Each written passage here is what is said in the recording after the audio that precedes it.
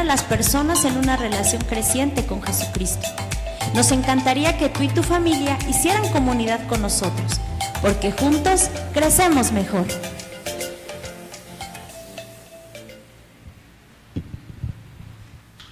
Bueno, pues está muy interesante el video, ¿verdad? Ver ahí a tantas personas sirviendo ha sido de mucha bendición, porque el compartir no solamente los alimentos, sino también la oportunidad de orar por las personas a las que se les dio pues un lunch, se les visitó, pero tener la oportunidad de hablarles de la persona más maravillosa que hemos conocido, que es Jesucristo, es lo mejor, ¿verdad? Bueno, pues yo les doy la más cordial bienvenida, y también la bienvenida a las personas que cada 8 días están con nosotros a través de Facebook Live, que nos siguen. Ya tenemos muchos seguidores, cada vez aumentan más, y eso nos da mucho gusto, porque pues nos damos cuenta que la gente tiene necesidad de escuchar la palabra de Dios, y ese es nuestro compromiso. Hace 32, casi 33 años que llegamos a Pachuca. Bueno, Dios nos trajo con una visión y no hemos perdido la visión. Dios nos trajo para predicar a Cristo y nos trajo para ayudar a las familias, porque aprendimos que si de gracia nosotros habíamos recibido, teníamos que darlo también de gracia. Así que pues estamos compartiendo en este mes de enero nuestra serie que le hemos titulado Visión. Y si tú estás aquí por primera vez o tienes poco tiempo de estar asistiendo, pues quiero compartirles que somos una iglesia precisamente comprometida a ganar familias para Cristo. Por eso es que allá afuera tenemos una lona que dice salvemos a la familia, porque pues en verdad que la familia es la institución más atacada, y una familia pues se compone de papá, mamá, hijos, hijas, y luego se va agrandando, ¿verdad? Con las nueras, los yernos, los nietos, y bueno, se van formando familias y familias, y bueno, ese es nuestro compromiso, ganar familias, alcanzar familias para Cristo. Y también nuestro deseo es que ustedes tengan la seguridad de que Dios es quien dice ser, y que Dios va a cumplir lo que nos ha prometido. Y hay muchas promesas en la Biblia, más de 700 promesas. Entonces, nuestro deseo es que tú crezcas, aprendas que la palabra de Dios, lo que está escrito en la Biblia, bueno, pues fue una inspiración del Espíritu Santo, y que varios hombres se dieron a la tarea de tener esta revelación y dejarla plasmada en las hojas. Así que nosotros queremos que tú experimentes el poder de Dios en tu vida, y como dice nuestros avisos, que juntos podamos crecer, no solamente individualmente, sino como familia, como iglesia. Nosotros queremos que toda la iglesia lleguemos a formar parte de la familia, que es la familia de Cristo. Y bueno, y que también aprendamos a crecer en nuestra fe, que fue lo que sostuvo a la iglesia primitiva después del día de Pentecostés, cuando nació la iglesia de Cristo. Bueno, ellos aprendieron a crecer en su fe a pesar de las tribulaciones que vivieron como iglesia, como la verdadera iglesia de Cristo. Pues los primeros 3 años que se fundó la iglesia de Cristo, ellos pasaron 3 siglos, ellos pasaron muchas tribulaciones. Quizás tú y yo no hemos vivido ni siquiera una 10ª parte, una 100ª parte de lo que vivió la iglesia de Cristo, los apóstoles, los primeros creyentes que por predicar a Cristo pues eran llevados a las cárceles, los llevaban a las arenas donde, bueno, la gente se disfrutaba ver cómo perseguían y se comían los leones a los cristianos. Y aún así, a pesar de toda esa persecución que hubo en contra de la iglesia, pues la iglesia se mantuvo firme. Así que pues nosotros como iglesia actual del siglo XXI, pues tenemos que retomar esos principios que son los que sostuvieron a la iglesia primitiva. Hasta el día de hoy tenemos que trabajar como iglesia. Y bueno, pues yo estuve buscando las estadísticas de lo que ha sido la iglesia de Cristo, y pues la verdad que sí ha crecido mucho la Iglesia de Cristo, pero no ha crecido como debía haber crecido desde hace 2000 años hasta la fecha. Tenemos una estadística todavía baja, aunque en algunos países pues está alta la iglesia, en su estadística la iglesia cristiana, pero aquí en México no ha crecido tanto, aunque bueno, pues yo recuerdo cuando era niña, llevar una Biblia debajo de tu brazo era ocasión de burla de la gente, te gritaba, brinca para atrás, aleluya, y un montón de cosas, pero cuando tú estabas bien convencido de tu fe en Cristo, aunque la gente te gritara lo que te gritara, tú llevabas tu Biblia, que la gente supiera que tú eras una persona nacida, recién nacida en Cristo. Pero yo me doy cuenta que la iglesia no ha crecido tanto, pero me di a la tarea de buscar y en los estados del sureste, Chiapas, Quintana Roo, Yucatán, esos son los estados donde más ha crecido el evangelio, y Chiapas ha sido uno de los estados que ha tenido mayor persecución la iglesia cristiana, pero esa persecución le ha servido para crecer. Yo pensaba que Hidalgo estaba en los estados de mayor persecución y no. A pesar de que aquí en Hidalgo tenemos algunos municipios donde se ha arraigado el cristianismo también, pero no somos de los primeros lugares. Entonces yo me pongo a pensar, ¿por qué la iglesia de Cristo no ha crecido tanto? ¿Por qué en lugar de crecer como debe de crecer, han crecido otro tipo de grupos y de religiones? Y esto me puso a pensar y dije, bueno, pues yo creo que ha sido porque realmente hemos perdido la visión como iglesia, como la visión que tuvo la iglesia primitiva. Ellos se dedicaron a predicar a Cristo, pero tristemente hemos visto que la iglesia de Cristo, en lugar de crecer, se ha dividido, porque en lugar de predicar el evangelio de Cristo, estamos muy enfocados en que si se debe de bautizar por inmersión o nada más así. Si debemos de cantar con instrumentos musicales o solamente con un órgano. Si tenemos que ciertas doctrinas que no tienen unos y que no están de acuerdo y otras sí las tienen, y por estar pensando en todo ese tipo de situaciones, la iglesia no ha crecido como debe de crecer. Deberíamos de ser la iglesia número 1 en todo el mundo, la iglesia de Cristo, porque Jesús dijo, y conoceréis la verdad, y la verdad te hará libre, y todos los que estamos aquí somos libres. ¿Sabes de qué? De la condenación eterna. Y cuando tú y yo estamos completamente conscientes de que el sacrificio de Cristo no fue en vano por mí y por el mundo, entonces yo voy a ser un portavoz de lo que Cristo quiere y anhela para la iglesia. Así que, bueno, pues no debemos de olvidarnos de esos principios. Y algo que yo he visto en la Biblia, en algunos escritos de la Biblia, es que vamos a encontrar algunos pasajes paralelos. Esto quiere decir que cuando tú lees un evangelio, puede ser que lo que estás leyendo en un evangelio se repite en otro evangelio. Tiene algo de similitud los pasajes. Pero yo quiero compartirles en esta mañana 3 pasajes que están en 3 diferentes evangelios y que no son paralelos, pero que tienen mucha enseñanza, la misma enseñanza, estos 3 pasajes, y es el anhelo y el deseo de Jesús, porque el Señor Jesucristo, cuando vino a establecer a su iglesia y vino a establecer un reino, no de hombres, sino un reino celestial. Así que voy a llevarles a estos 3 pasajes, y el primero está en Mateo 9,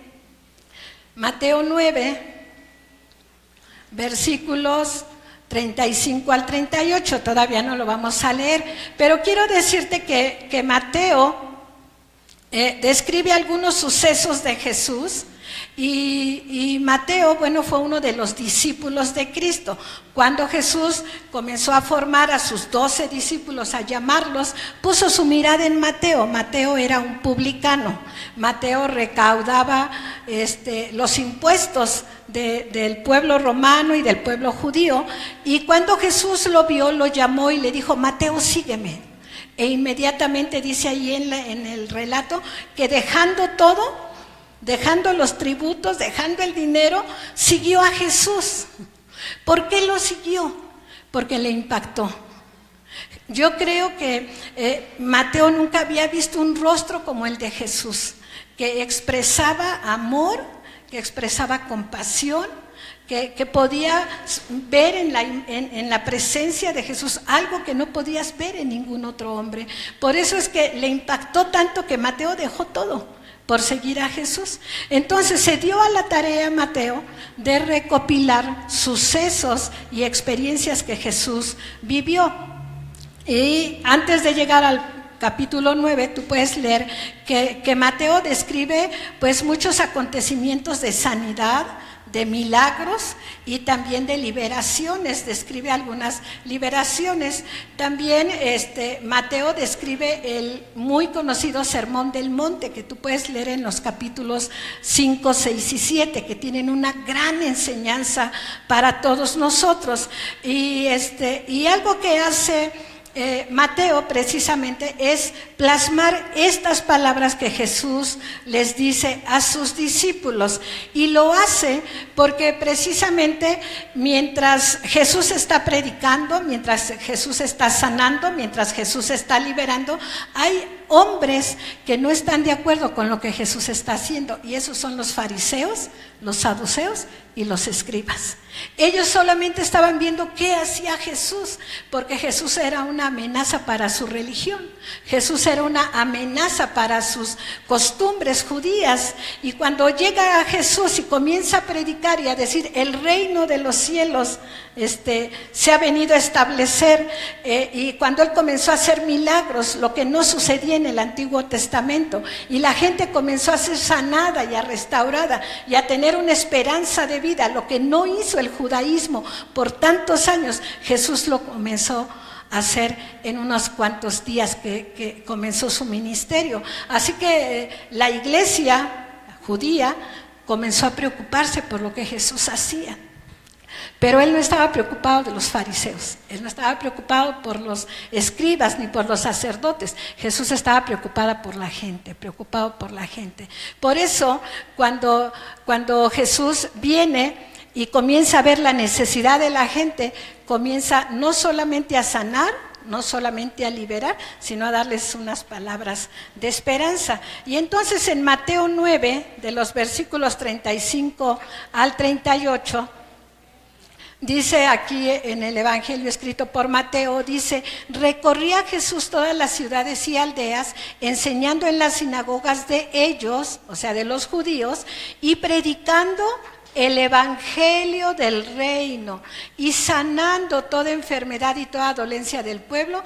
Y al ver las multitudes, dice, tuvo compasión de ellos, porque estaban desamparadas y dispersas como ovejas que no tienen pastor. Entonces dijo a sus discípulos: a la verdad, la mies es mucha, mas los obreros pocos. Rogad pues al Señor de la mies que envíe obreros a su mies. Así que el día de hoy sigue habiendo necesidad, sigue habiendo ovejas dispersas. Cuando Jesús menciona estas palabras, les dice a sus discípulos: vengan, vean la necesidad de la gente. No escuchen lo que los sacerdotes dicen. No pongan su atención en que si nos van a agarrar o no nos van a agarrar.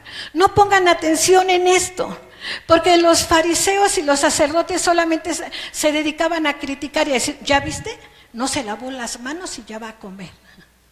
¿No viste? Sus discípulos están arrancando espigas en el día sábado. ¿Ya viste? Sanó a un enfermo en día sábado.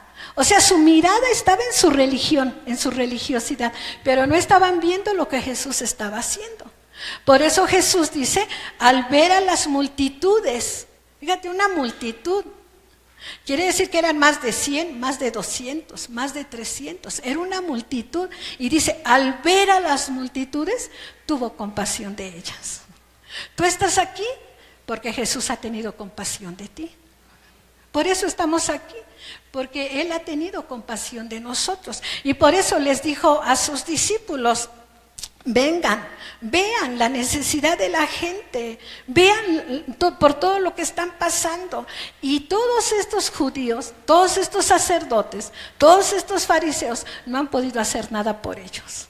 Por eso abran sus ojos y miren la necesidad que hay en este lugar. Por eso Jesús llamó a sus discípulos y les dijo lo que ellos tenían que hacer. Jesús les dice, despierten, vean cuánta necesidad hay a su alrededor, todo lo que está sucediendo. Y es algo que nosotros tenemos que hacer como iglesia, tenemos que despertar y ver la necesidad que hay en la gente de afuera, porque es muy cómodo venir a una iglesia, la que sea, y que tú te sientes a escuchar. Es bien padre escuchar la palabra de Dios, porque eres edificado, puedes ser sanado, puedes ser liberado de tus traumas, de tus complejos, la situación difícil que estés pasando. El Señor te libera y te sana y te restaura, pero qué difícil es ir y llevar la palabra de Dios a otro que no tiene esperanza, a otro que tiene necesidad, a otro que esté sufriendo. Por eso el Señor Jesús primero llamó a 12 y los comenzó a capacitar, no solamente en la sanidad, sino también en la predicación del Evangelio, en hablarle a la gente que había una esperanza de vida, que no te ibas a pasar toda la vida memorizando los 613 mandamientos que los sacerdotes habían impuesto a los judíos, sino que podías ser libre en el momento que tú escucharas el mensaje de salvación, y la salvación era Jesucristo. Así que por eso Jesús les dice a sus discípulos, oigan, despierten, vean la necesidad que hay en la gente. No se conformen con ser religiosos, vean, abran sus ojos, vean la necesidad de la gente. Y cuando tú sales a cierto lugar, cuando sales de tu comodidad, de tu comunidad, y comienzas a ver la necesidad de la gente, dices, ay, no me había dado cuenta. Yo les decía en la mañana que el haber llevado un sándwich, un café caliente, un atole, una torta a ciertos lugares que estuvieron visitando durante el año y el fin de año, bueno, pues solamente fue una muestra de amor. Pero ahí pudimos darnos cuenta de cuánta necesidad tiene la gente cuando está sentada esperando que le den el diagnóstico de un paciente. Gente desesperada, gente traumada, gente sin esperanza, gente que dice es que ya se va, me avisaron que ya se va a morir, que no me mueva de aquí porque ya se va a morir mi familiar. Y cuando tú llegas y le das una torta, un café y le dices, pero voy a orar por ti. Entonces dices, entonces el propósito no era la torta, el propósito era que yo viniera y orara por esa persona. Eso es cuando tú abres tus ojos y comienzas a mirar la necesidad de la gente. Eso era lo que Jesús quería que sus discípulos aprendieran, que había mucha necesidad en el pueblo, no solamente de Israel, sino de todos a sus alrededores. Y ese fue el primer pasaje donde nosotros encontramos estas palabras, y son palabras preocupantes, son palabras que no solamente Jesús mencionó como parte de una cátedra o como parte de una enseñanza a sus discípulos. No, eran palabras preocupantes. Por eso les dice estas palabras: rueguen pues al Señor de la mies que envíe obreros a su mies. ¿Y sabes qué hacemos todos los días? Rogarle a Dios que haya hombres y mujeres que tengan pasión por llevar el Evangelio de Cristo. Eso es lo que tenemos que hacer la iglesia. Por eso la iglesia no ha crecido como debe de crecer. La iglesia, mundialmente hablando, deberíamos de ser la iglesia número 1. Que las demás religiones y las demás filosofías quedaran hasta abajo y que la iglesia de Cristo estuviera hasta arriba en las estadísticas. Esto es preocupante como iglesia de Cristo. Es muy preocupante. Vamos a ver el segundo pasaje que está en Lucas 10, versículo 2.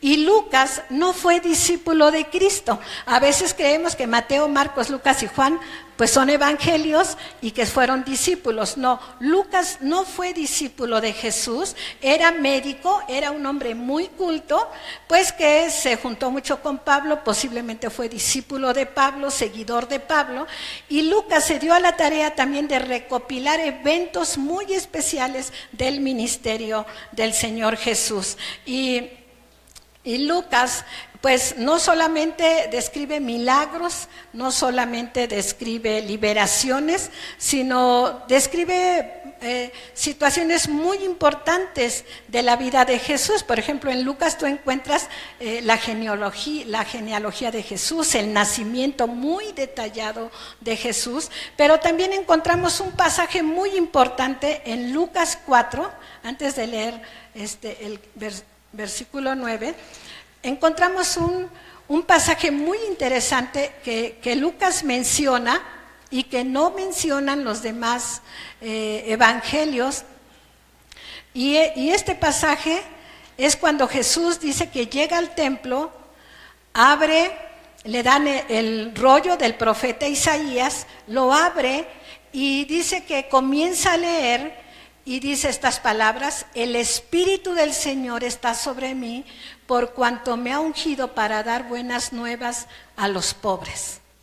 ¿A los pobres que no tenían que comer?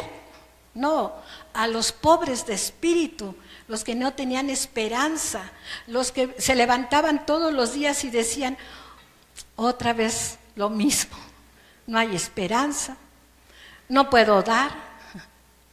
A los que los sacerdotes, los fariseos, condenaban todos los días, porque a lo mejor habían infringido en algún punto de la ley.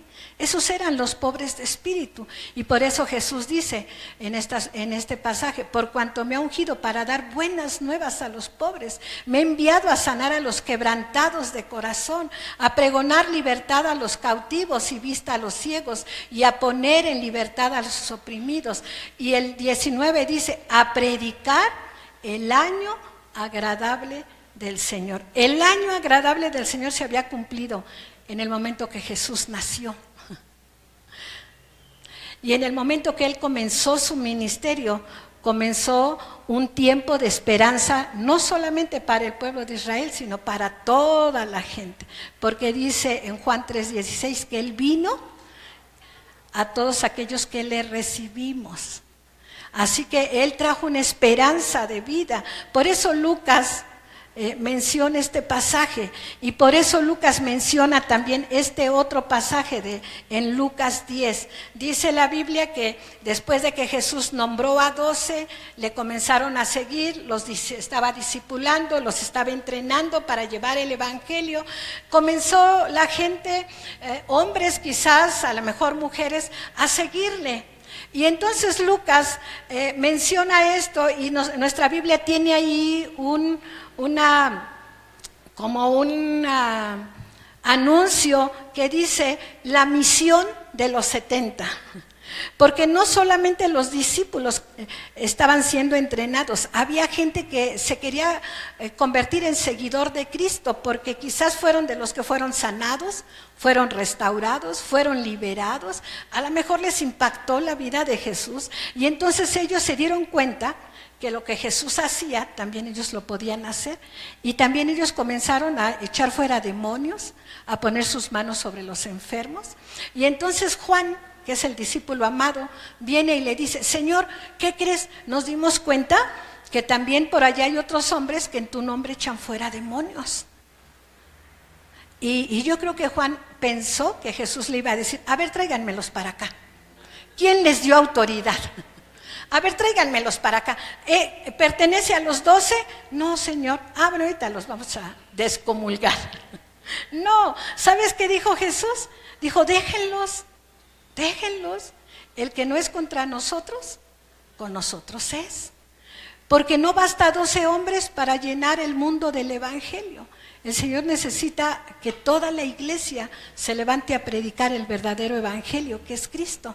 Así que en Lucas capítulo 10, versículo 2, encontramos que Jesús dice estas palabras, dice, después de estas cosas, designó el Señor también a otros 70, a quienes envió de 2 en 2 delante de él, a toda la ciudad y lugar a donde él había de ir. Y les decía, la mies es mucha, mas los obreros pocos. Por tanto, rogad al Señor de la mies que envíe obreros a su mies. ¿Qué hizo Jesús? La misma recomendación que les dio a sus discípulos, se las dio a los 70.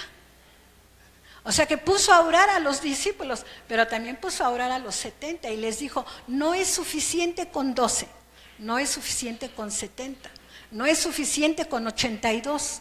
Ruéguenle al Padre que envíe más obreros a su mies, porque nunca será suficiente, nunca será suficiente. Por eso, en los relatos que tú lees ahí en el Evangelio de Lucas, te vas a dar cuenta que Lucas entendió muy bien este mensaje. Lo entendió muy bien y por eso escribió cuando Jesús habló de la parábola de la oveja perdida. Escribió la parábola de la moneda perdida. Escribió la parábola del hijo pródigo, porque se dio cuenta que Jesús había venido a buscar y a salvar lo que se había perdido. Él no vino a establecer una iglesia llena de religiosidad. Él vino a establecer el verdadero evangelio que es Él. Y cuando tú te dedicas a predicar otras cosas que no sea Cristo, ya desviaste tu mirada del propósito de Dios como iglesia. Como iglesia tenemos que retomar lo que predicaba la iglesia de Cristo en un principio, la iglesia primitiva. Ellos predicaban que Jesucristo había venido, que Jesucristo había predicado, que Jesucristo había resucitado, porque eso fue lo que impactó a la iglesia. Porque has de recordar que cuando Jesucristo fue crucificado, todos lo abandonaron, todos. Pero cuando vino el día de Pentecostés, entonces fueron llenos del Espíritu Santo, y entonces comenzaron a predicar con poder y con autoridad. Y eso es lo que Jesucristo quiere que hagamos hoy en día, que retomemos, porque nosotros tenemos el Espíritu Santo de Dios. Tú lo tienes. Desde el momento que recibes a Cristo, recibiste a Cristo porque el Espíritu Santo fue el que te guió para que tú recibieras a Cristo. No fue porque tú tomaste la decisión solo, fue el Espíritu Santo abogando por ti. Así que tú tienes el Espíritu Santo de Dios. No puedes decir, ay, no es que yo si salgo, ¿a quién le predico? Es que donde vivo no hay gente, ni modo que les predique a las piedras. Pues sí, ve y predícales a las piedras, ¿verdad? Siempre hay alguien que tiene necesidad de que tú lo escuches. Por eso Jesús les dijo también a los 70, vayan, vean todo lo que está sucediendo, pero rueguen al Padre que envíe más obreros, porque nunca vamos a ser suficientes. Tú viste un video donde hay más de 60 voluntarios, cada 8 días aquí, tú dices, ¿a poco? Pues ¿a poco no? ¿A poco sí? Sí. Por eso es que de repente vimos muchas bajas en los asientos, porque tenemos muchos adolescentes sirviendo, muchos jóvenes sirviendo, muchas mujeres sirviendo, porque están en los diferentes ambientes poniendo en práctica sus dones, sus talentos, porque no nos llamó Dios para estar toda una vida completa viniendo cada 8 días, escuchando. No, Dios te llamó para que tú vayas y veas que los campos están listos para la siega. Así que pregúntale al Señor, Señor, ¿en qué área quieres que yo te sirva? ¿Cómo quieres que te sirva? ¿Qué quieres que yo haga? Yo les decía en la mañana, quizás tienes un vecino al que nunca le has hablado. ¿Qué tal si ese vecino se muere? Y cuando se muera tú vas a decir, ¿por qué no le hablé de Cristo? Cuando venga tu vecina o a alguien y te diga, ¿qué crees? Fulanito se murió en un accidente, y tú le digas, ¿por qué no le hablé de Cristo? ¿Por qué no le dije? Cuando Dios te dice, ¿sabes qué? Mira los campos, están listos para la siega. Abre tus ojos, mira la necesidad de la gente. Eso fue lo que les dijo a los 70. Porque los 70 llegaron bien contentos, porque efectivamente pudieron echar fuera muchos demonios y dijeron, Señor, ¿qué crees? En tu nombre se nos sujetan los demonios y todo. Y Jesús les dijo, no se regocijen de eso. Regocíjense de que su nombre esté escrito en el libro de la vida.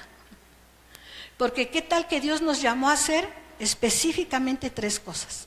Nos llamó a ser discípulos, nos llamó a predicar el Evangelio, nos llamó a establecer el reino de Dios en la tierra. ¿Y qué tal si no cumplimos con ninguna de esas 3 cosas? Y tú le dices, no, Señor, pero yo eché fuera un montón de demonios. No, Señor, yo le di de comer a mucha gente. Y el Señor te dice, sí, pues qué bueno. Regocíjate mejor de saber que tu nombre verdaderamente está escrito en el libro de la vida. ¿Por qué? Porque hiciste la voluntad del Padre. Hicimos lo que Jesucristo nos dejó que hiciéramos. Id y hacer discípulos a todas las naciones, predicándoles el Evangelio, bautizándolos en el nombre de Jesucristo. Eso es lo que dejó el Señor para la iglesia. Así que Lucas lo vuelve a describir y no es un pasaje paralelo, porque primero se lo dio a los discípulos, después se los dio el mandato a los 70. Y vamos a ver la tercera cita, y esta cita está en Juan capítulo 4.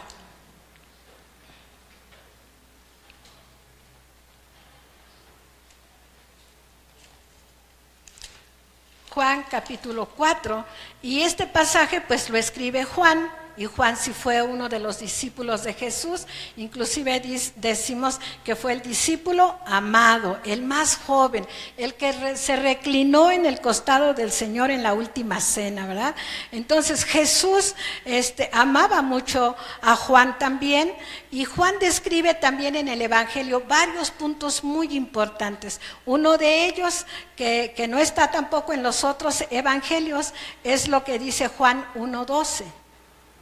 Porque Juan describe muy, muy bien la personalidad de Jesucristo, el ministerio de Jesucristo, y en Juan 1:12 el apóstol Juan dice, mas a todos los que le recibieron, a los que creen en su nombre, les dio el poder de ser hechos hijos de Dios. Y nos dice que aquel verbo se hizo carne y habitó entre nosotros. Son palabras muy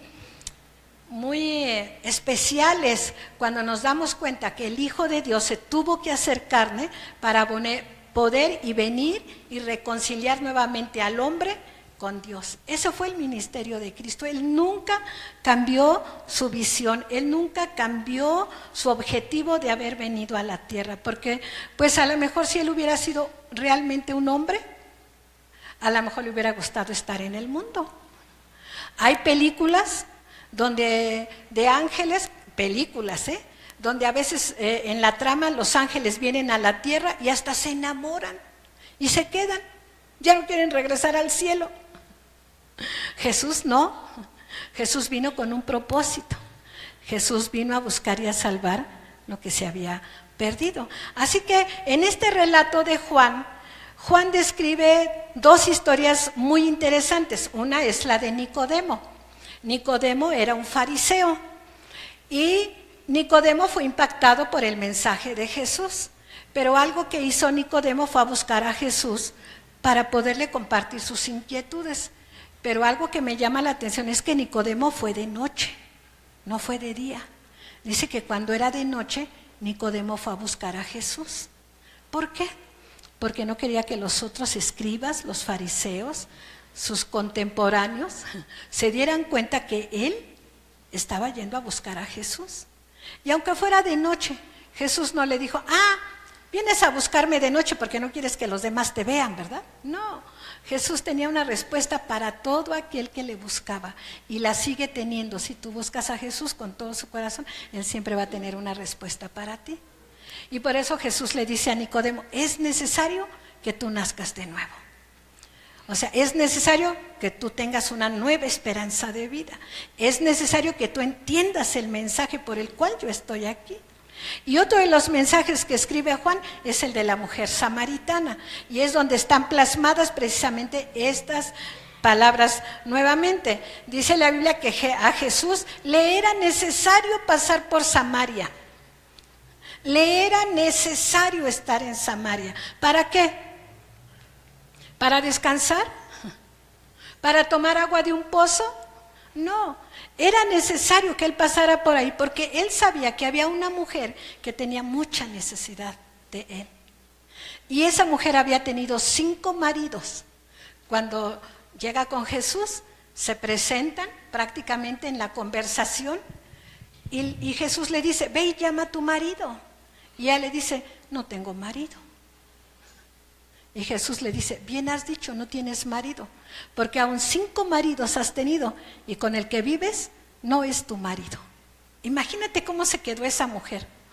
¿Quién le dijo mi vida? Era muy fácil reconocer a una mujer así, porque tenía una vestimenta diferente a las de las mujeres decentes. Así que era muy fácil reconocerla. Pero Jesús no fue a tener un encuentro con una mujer en ese tipo de situación. Él había visto la necesidad en esa mujer. Por eso le era necesario estar en Samaria, porque sabía que esa mujer, al ser sanada de su corazón, se iba a convertir en una evangelizadora. Y muchos en Samaria creyeron por la palabra de esa mujer. Y después por la palabra de Jesús. Pero creyeron porque una mujer vino y les dijo, vengan, vean a un hombre que me dijo lo que yo soy, miró mi necesidad. Nunca nadie me había dicho cosas así. O sea, Jesús la confrontó con su necesidad, pero se lo dijo con mucho amor. No le dijo, tú eres... sí, ya me habían hablado de ti. Sí, 5 maridos, eres una fichita, o sea, ¿qué les has hecho a los hombres? ¿Verdad? No, Jesús no la cuestionó, al contrario, miró la necesidad que había en ella. Por eso, en este pasaje, cuando llegan los discípulos y lo ven ahí, le dicen, maestro, ya llegamos con la comida. Y Jesús les dice, no voy a comer, mi comida no es esta, mi comida es que yo haga la voluntad de mi Padre que me envió. Y entonces ellos dicen, ¿quién le habrá dado de comer? A lo mejor fue la mujer que le trajo de comer. Imagínate la escena cuando llegaron y vieron a Jesús con la mujer. Han de haber dicho, mira el maestro, hablan, ¿y con qué mujer, verdad? A veces somos bien mal pensados nosotros. Pero Jesús no, Jesús miraba la necesidad de esa mujer y por eso les dijo a los discípulos también estas mismas palabras, con más intensidad. En el versículo número 35 dice, ¿no decís vosotros, aún faltan 4 meses para que llegue la siega? He aquí os digo, alzad vuestros ojos y mirad los campos, porque ya están blancos para la siega.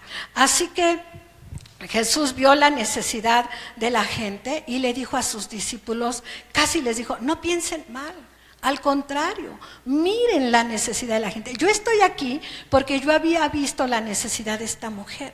Yo estoy aquí porque también los samaritanos necesitan una esperanza de vida. Por eso me era necesario estar aquí, en Samaria, porque también para ellos hay esperanza de vida, para los judíos, para los gentiles, para los samaritanos. Así que Jesús les dijo, alcen sus ojos y miren a los perdidos, miren a los que no tienen esperanza, alcen sus ojos y vean a los que no tienen esperanza de vida, a los desanimados, a los que están tristes, alcen sus ojos y miren a los oprimidos.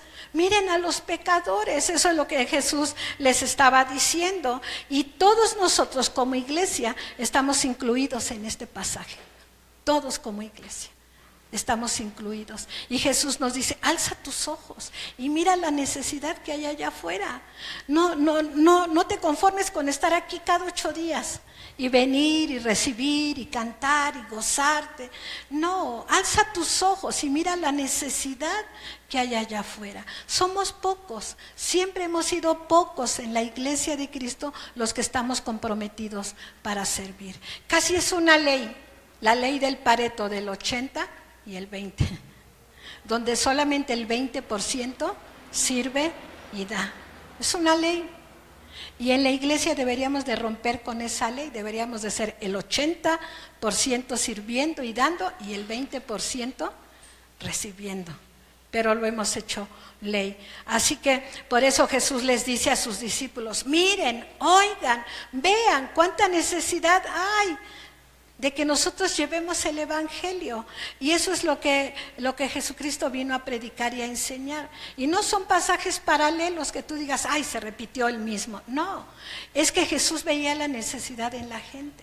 Y cuando tú comienzas a mirar la necesidad en la gente, lo que está pasando allá afuera, cuando tú miras las estadísticas de gente que se suicida, cuando tú ves las estadísticas de jóvenes que se quitan la vida porque el novio las desilusionó, cuando tú ves las estadísticas de mujeres que han sido abandonadas, de madres solteras, de niñas embarazadas, cuando tú ves la necesidad de tanto homicidio, de tanta delincuencia, entonces tú no puedes permanecer al margen y cerrar tus ojos y decir, no oigo, no oigo, no oigo, soy de palo, tengo orejas de caballo.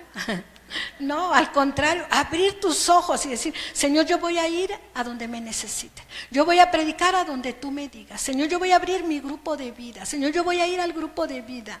Señor, yo voy a venir y me voy a capacitar. Porque somos la iglesia, estamos incluidos en estos 3 pasajes que el Señor dice. Y lo dice con mucha preocupación, con mucho interés, de que nos levantemos y digamos, y miremos la realidad de lo que estamos viviendo como país, como familias, como personas. Así que predicar el Evangelio y hacer discípulos es uno de los mandatos principales que Jesús nos llamó, y lo tenemos que hacer como iglesia. Tenemos que remar todos juntos, al par, remar. Si queremos llegar a nuestra meta de ver realmente familias comprometidas con Cristo, familias sanas, jóvenes sanos, matrimonios sanos, tenemos que remar todos juntos como iglesia. Remar. Aquellos barcos enormes donde contrataban o llevaban a los esclavos para remar esos barcos tan grandes, con remos tan grandes, donde tenían que remar a fuerza, y todavía los ponían a decir, remen, para que no se durmieran y poder llegar a su destino. Y lo único que lograban esos hombres al remar, pues era que el barco llegara a su destino, pero ellos no percibían ni recibían ninguna gratificación, eran esclavos. Pero nosotros, cuando el Señor nos dice, súbete a la barca y rema, y rema, y rema, y rema, y cuando tú alces tus ojos y veas la necesidad de la gente, la recompensa la vas a recibir de Dios. Dios nos va a recompensar como iglesia cuando tú mires cada 8 días a una persona aquí que ha sido restaurada por el poder de Cristo, y que tú digas, yo alcé mis ojos y miré la necesidad de ese hombre, miré la necesidad de esa mujer, miré la necesidad de esa familia. Yo fui a tocar a la puerta de esa casa porque oigo que tiene necesidad. Y tú y yo estamos aquí porque alguien un día tomó el reto de alzar sus ojos y de mirar la necesidad que había en ti, y de hablarte de Cristo y de decirte que había una esperanza de vida para ti. Eso es lo que hizo la iglesia. Esa es la iglesia realmente. Somos iglesia, pero la iglesia comprada a precio de sangre. Por eso es que yo te invito en esta mañana a que seas parte de la iglesia de Vino Nuevo. Estamos trabajando, estamos capacitando cada 8 días a los jóvenes, a los niños, estamos capacitando a los matrimonios, estamos capacitando a hombres y mujeres que han dicho sí quiero trabajar en la visión, si quiero servir en el reino de Dios, si quiero poner en práctica estas palabras, si quiero ser uno de los discípulos de Cristo. Y seguir rogando al Padre que envíe obreros a su mies. Yo te pregunto en esta mañana, ¿tú serías uno de esos obreros? Que quieras llevar el Evangelio, que quieras y quieras mirar la necesidad de otra persona y no permanecer toda nuestra vida aquí sentados. Porque por eso no ha crecido la iglesia mundialmente. Porque es muy fácil introducirnos en un programa y no salirnos de un programa. Pero cuando tú comienzas a ver la necesidad de la gente, dices, sí, yo, Señor, yo voy a ir. Yo voy a predicar. Así que yo te voy a invitar en esta mañana para que hagamos algo. Vamos a hacer una oración. Y si realmente tú sientes este llamado en tu corazón, diga, Señor, yo quiero servirte. Yo ya no me quiero pasar mi vida aquí todo el tiempo sentado. Quiero tomar el reto de llevar tu palabra, y nosotros te vamos a capacitar, te vamos a entrenar en este año para que tú puedas ser un portador de las buenas nuevas. Y las buenas nuevas es que les digas que Jesucristo vive. Ese fue el mensaje principal de la iglesia primitiva. Vengan, les vamos a hablar de Cristo, de un Dios resucitado, de un Dios que sigue haciendo milagros, de un Dios que cambió mi vida y que trajo esperanza a mi vida. Eso es lo que tenemos que predicar el día de hoy como iglesia. Así que yo te voy a invitar que te pongas de pie y vamos a orar, y también a las personas que están en Facebook Live, también les invitamos que hagan esta oración y que se comprometan para poder llevar una palabra de bendición al que lo necesita. Dios, gracias porque hemos aprendido, Señor, la importancia, Dios, de alzar nuestros ojos y mirar la necesidad de la gente. Gente que no tiene esperanza, gente que, Señor, está viviendo en una pobreza espiritual, desesperada, Señor, consumiendo drogas, consumiendo medicamentos para dormir, consumiendo, Señor, alcohol. Gente que no tiene esperanza, que todos los días aparece en los teléfonos rótulos, Señor, donde realmente nos impresiona lo que la gente está haciendo, porque no hay esperanza en ellos. Y nosotros como tu iglesia, Señor, tenemos todo para llevarles una palabra de aliento y de esperanza. Dios, yo te pido que cada uno de los que estamos aquí, Señor, que somos iglesia, Señor, nos comprometamos en este año a llevar el evangelio que eres tú y la esperanza de vida. Dios, yo te pido que de esta iglesia, Señor, no solamente seamos 60, 70 voluntarios sirviendo cada 8 días, sino dupliquemos la cantidad de voluntarios que estamos dispuestos a servir, Señor, a ministrar a los niños, a los adolescentes, a los jóvenes, a trabajar, Señor, a poner nuestros dones a tu servicio. Dios, yo te pido que este año, Señor, 2018, la palabra que tú nos has dado como iglesia se cumpla en cada familia también que asiste a esta congregación. Dios, yo te doy gracias por los que están comprometidos contigo y por los que se van a comprometer también. Dios, que miremos a nuestro alrededor, a nuestra familia, a nuestros amigos, nuestros vecinos y a toda esa gente que no tiene esperanza, y que tú nos uses a nosotros y que sigamos orando como iglesia, rogándote cada día que tú añadas a los obreros, Señor, que van a trabajar con nosotros este año, para que tu palabra se extienda y el reino de Dios se extienda en este lugar. Dios, gracias te doy por tu palabra en esta mañana, en el nombre de Jesús. Amén, amén, amén. Gracias, hermanos, que Dios les bendiga.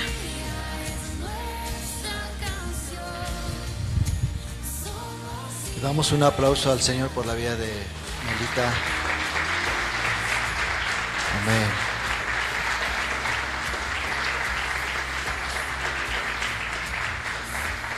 Si alguien en esta mañana no le ha abierto su corazón a Jesús,